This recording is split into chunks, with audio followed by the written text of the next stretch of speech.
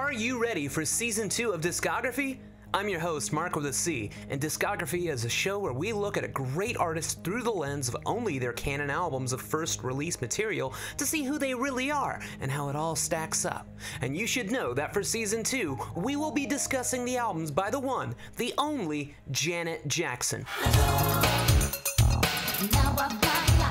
Singer, songwriter, dancer, actress, a household name, one of the biggest stars the Western world has ever known, and though she sold over 100 million records worldwide, few have really poured through her canonical albums to see how they stack up. From her unsung early recordings to the genre-defining albums Rhythm Nation and Velvet Rope, all the way to 2015's Unbreakable, we're taking the deepest dive into Janet Jackson's studio records one can possibly imagine. Season 2 of Discography premieres on July 17th, 2018, only on Consequence Podcast Network.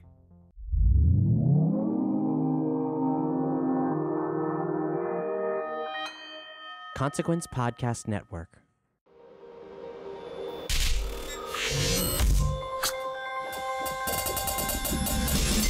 Hey, welcome to another edition of Kyle Meredith With. It's an audio interview series presented by WFPK Independent Louisville at WFPK.org. Consequence of Sound and the Consequence Podcast Network. Wherever you're listening from today, go ahead and do me a favor. Hit that subscribe button right now so you can keep up with these as we have multiple guests every single week.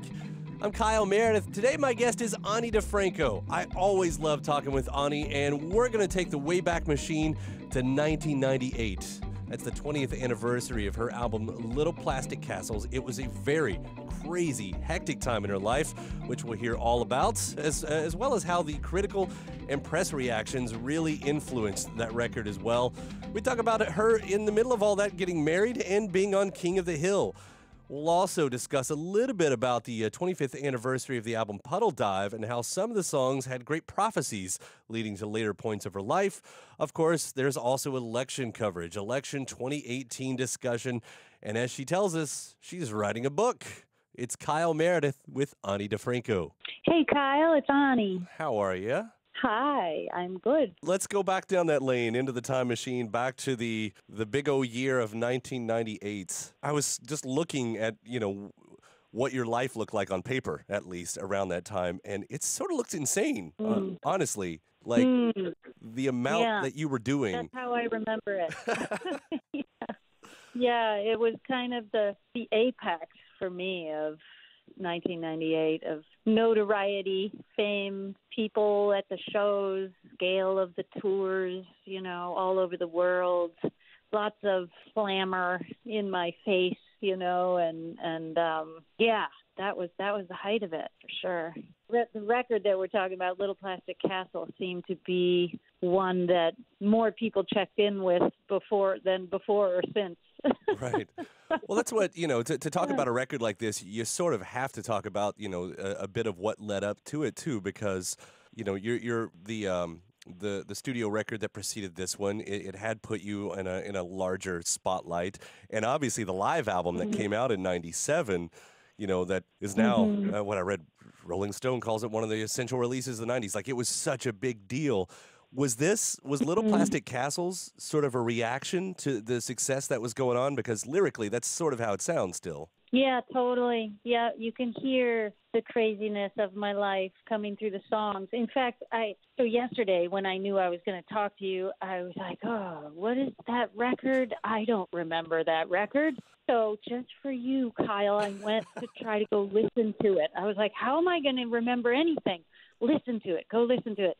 I listened to some of it as much as my emotional state could handle, just to put me back in that place. And I noticed exactly what you're saying, a lot of reactions to this sort of fame and, that sort of position of celebrity, and a lot of critical, assessment and judgment by, the big greater world. And yeah, there's a lot of, just living in a glass house, Little Plastic Castle, I'm in a fishbowl. Right. I'm literally in a fishbowl on the cover. So, that's what my life was feeling like. And in fact, now that I'm remembering back, Little Plastic Castle was the record that in which I decided to stop reading press about me. Oh, that's smart. Yeah, I realized, when that record came out, and it's a bunch of songs that are reacting to the reactions to the reactions to the reactions to me, I thought, well, this is an inward spiral. I just have to get out of it. And when that record came out, I deliberately did not read the critical assessment of it, and I've sort of never gone back to, taking all of that in, because it's just too overwhelming. Well, that's interesting then, because that's exactly what the reviews of this record were about. It was the reaction to the reaction to the reaction to the reaction, because oh, wow. Because what a lot of them, it seemed like so many of them, and I apologize, I don't have the complete lyric in front of me, but it had to do with you changing the shade of your lipstick was not, suddenly a voice for all of womankind. It wasn't like this movement every time that a magazine took a picture of you in a different, style or whatever. And that's what they centered it on. So, yeah, it was just this circle and circle. Yeah, I was really struck at the time, and in retrospect, I still am, that when you get to that level of notoriety, like I was in 1998, people, and I don't know, maybe I'm unique, but the press sort of suddenly they assume, because I'm famous now, that everything I do is for the public. Everything is for them. Yeah, that this lipstick is my statement about something, about an image that I'm projecting for them. And I don't know if I'm just a simple person, simple-minded, but I was still just living for me. That lipstick was because, I don't know, my friend said, hey, check this out, or it wouldn't. I really wasn't doing anything for image, or all of that was kind of not in my mind. I'm a little more random about that, and focused on my immediate, my near and dear, and my friends, and my life in front of me, and then the sort of the public reaction to all that, and all of this meaning that was foisted upon every little detail of me all of a sudden seemed kind of artificial. Right. Like I can tell you, growing up in rural Kentucky, that this is the album that was really my introduction to you. So it took a little while to get to me down here. And I can remember I was in high school, and one of my best friends was sitting behind me, and she said, you got to hear this. And she puts the headphones over my ears, and it was the song Fuel. Me not knowing any of the background of what we're talking about now, of course, there was no context of that. So it spoke to me in present day of everything else that was happening, and I think that's probably what you're going to hope for. I mean, for songs for this specific to still find a way to relate, to a 16-year-old guy in the middle of Kentucky, that's no small feat. Oh, yeah, that's cool. And yeah, it's funny, when I was listening back to some of the stuff yesterday, that record, another one of my memories of that album and that moment was that a lot of the audience that was familiar with me all along, the sort of the core audience of, feminists that had gathered around my work from the first album, that was the moment where they all said, sell out. You're a sellout now. You've gone commercial. And suddenly Little Plastic Castle was too commercial for them, or it was a sign of that I was done. I was doomed to some, rock star superfluousness. And I was listening to it yesterday going, wow, this is me selling out. It's still pretty individual and quirky and specific to me, listening back. Well, sound-wise, and I can bring that up with sort of that in mind, because this was, please welcome the brass. Here's the brass section, and you hear a song like Deep Dish, which is basically a dance number, and that what I took from that, so when they hear that, they heard Sellout. What I took from that is, under all this pressure, it sounds like you still found a way to have fun. Yeah, totally. I mean, I had a big band, which means I was not touring alone anymore. My early years were spent very solitary life, traveling folk singer on her own a lot of the time, or just with my drummer friend Andy. But at this point, my audience has grown, the venues have grown. I had enough resources to hire a crew to help me out with sound, and And then I've got a band around me now, so I've got friends. I'm traveling around the world with friends, and we're having a lot of fun listening to music, experiencing the world together. So yeah, there was a lot of joy, even though there was a lot of sort of pressure and definitely downsides to that kind of celebrity. Do you remember writing that song specifically, the Deep Dish? Deep Dish, I kind of do. I can picture the bar in Chicago where it's sort of where the seed of the song came from. You know, I went out to hear some blues, you know, at a Chicago, you know, electric blues. And, first we literally had deep dish pizza. And then we went out to a blues bar and danced, and I was hanging out with my band and Dan Bern, folk singer at large. Don't know if you know his work, but yeah. And it was just, you know, not a deep meaning song, you know, but just a reflection of a good time. Well, Dan Bern, you know, I'll talk about some of the other things that was sort of happening that year, because again, what a whirlwind of a period. You produced a Dan Bern record that year, as I read. Yeah. Oh, was it that same year? Yeah. We were hanging out a lot, and he asked me, you know, bless him, to produce his record that he was writing at the time. And I hope I did him justice. You know, in retrospect, I think why, you know, I mean, I was, you know, I don't come from recording and producing and mixing, but for some reason my personality was like, I can do this. I don't need anybody, you know. And that's one thing to have that ethic with your own music, but then to step into the producing and mixing chair for somebody else that early on, you know, I mean, I hope I did Dan's tunes justice on that 50 Eggs record. He's such a great songwriter and performer. Absolutely. And you were also on King of the Hill in '98. Yeah. What was I it think you that were? was the beginning and the end of my voiceover work, however. I do remember that. I remember the episode. I remember seeing it, but for the life of me, I can't remember what your character was at the moment. I think it was basically supposed to be me. It was a guitar teacher it was the guitar, you know, the young punky chick guitar teacher for the kid. Yeah. That's a nice classic episode. I'll also say somehow in all of this, you got married that year too. And that's maybe the part of this that sounds the most incredible, that, you know, in all of this you went, and we're going to do this.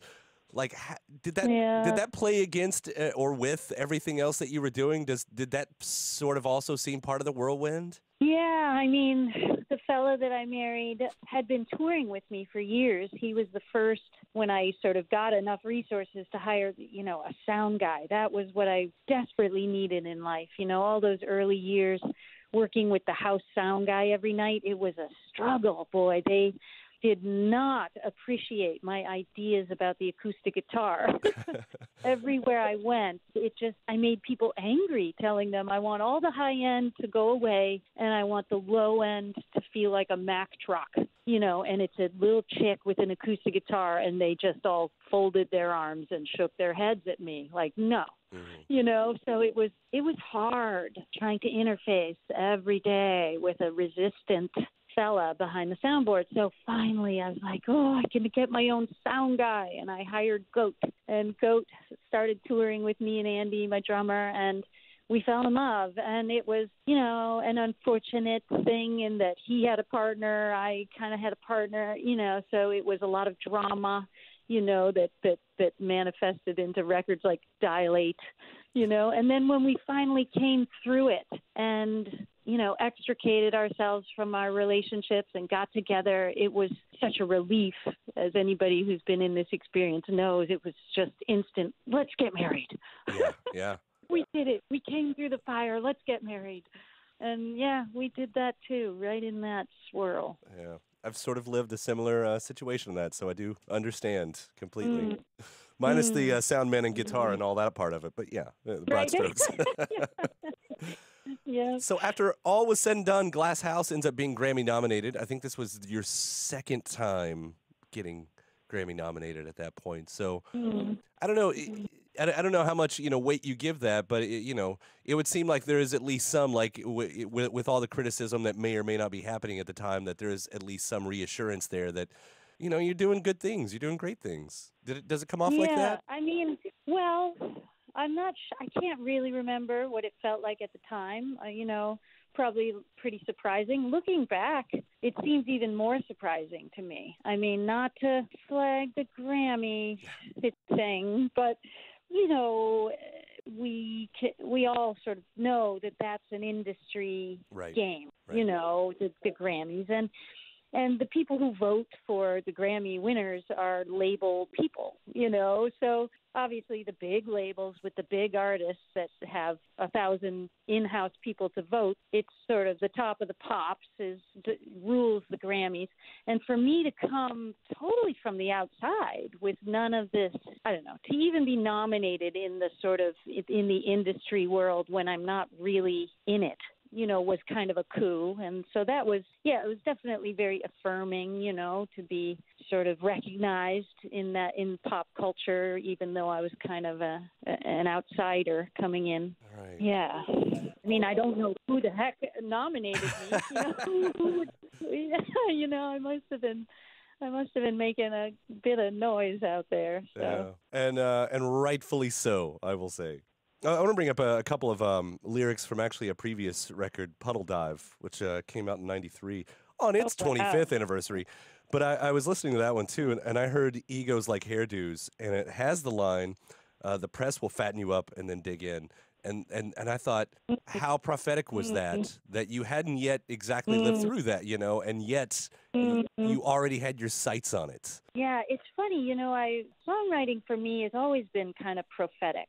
Like I write things, I don't know, they just come from my little spleen and I write them, and then sometimes I look at them and I think, what does that even mean? I don't know. And then, a year or two later, I go, oh, that's what that means.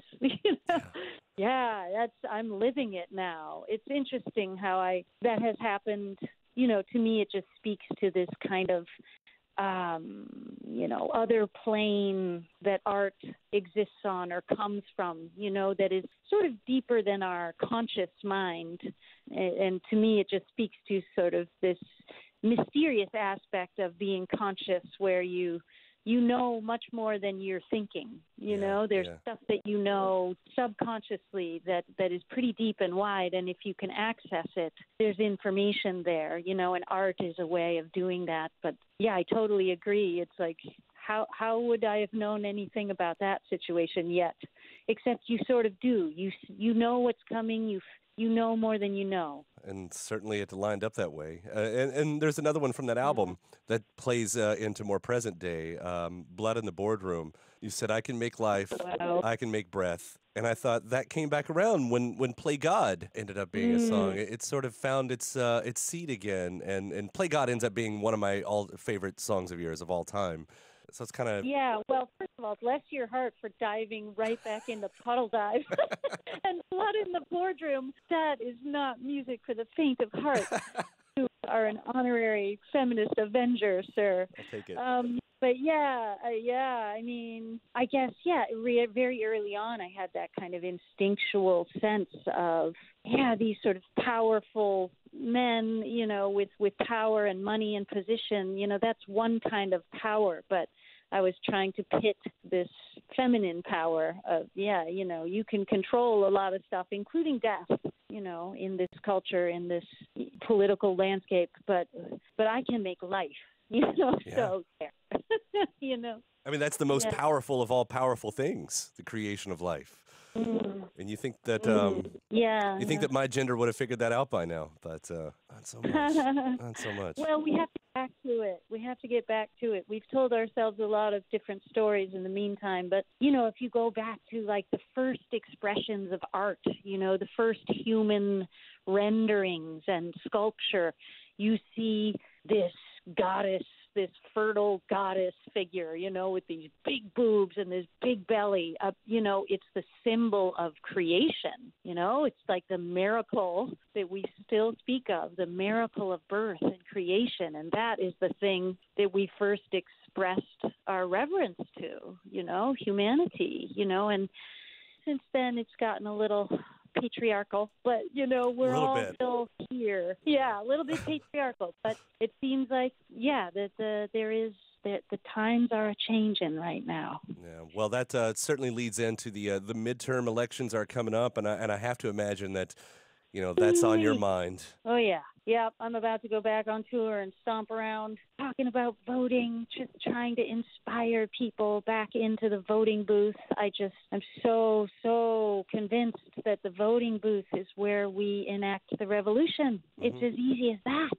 It's so much easier than we think. We're all sitting around pulling our hair out. What can I do? It's all so overwhelming. It's all gone so terribly wrong. You can show up on voting day and pull a few levers. It takes 10 minutes. I mean, you do have to get yourself registered, and you do have to find a way to show up for 10 minutes on voting day, but that is all it takes. If we all voted, all of us that could, boy, we'd have a beautiful new game. I mean, it's been said many times that, Republicans didn't put Trump in office, and Democrats didn't put Trump in office, and women or men didn't put Trump in office. It was the people who didn't vote who put Trump in office. Yeah.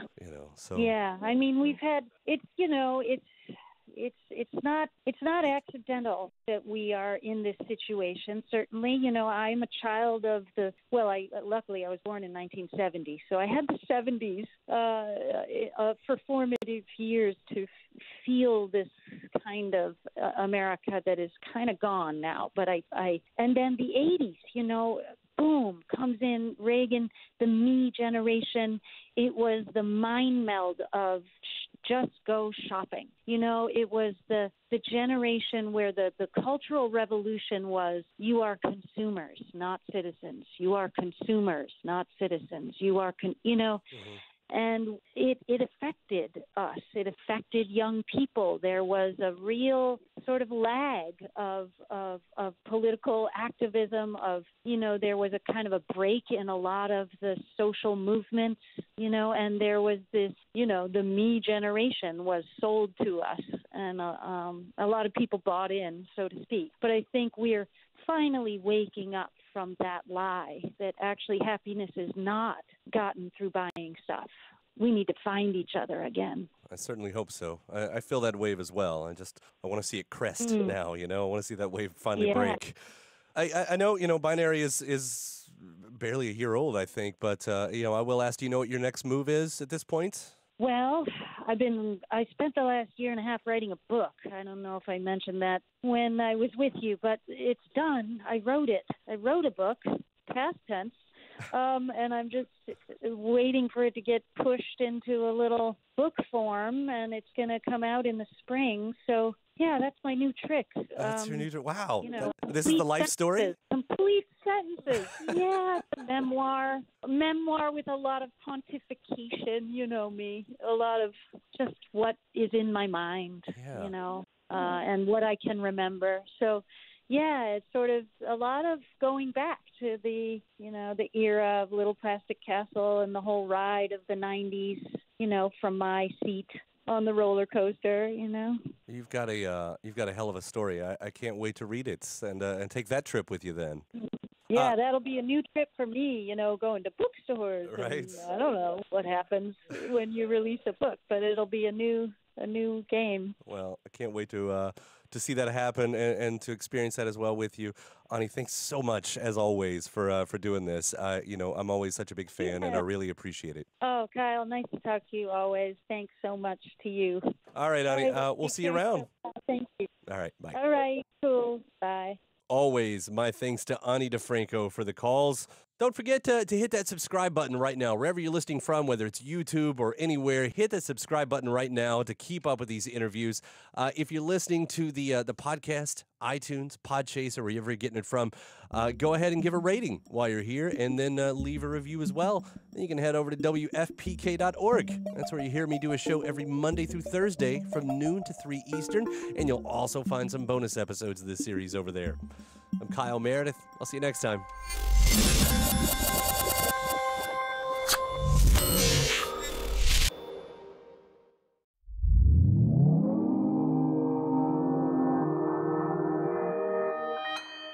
Consequence Podcast Network.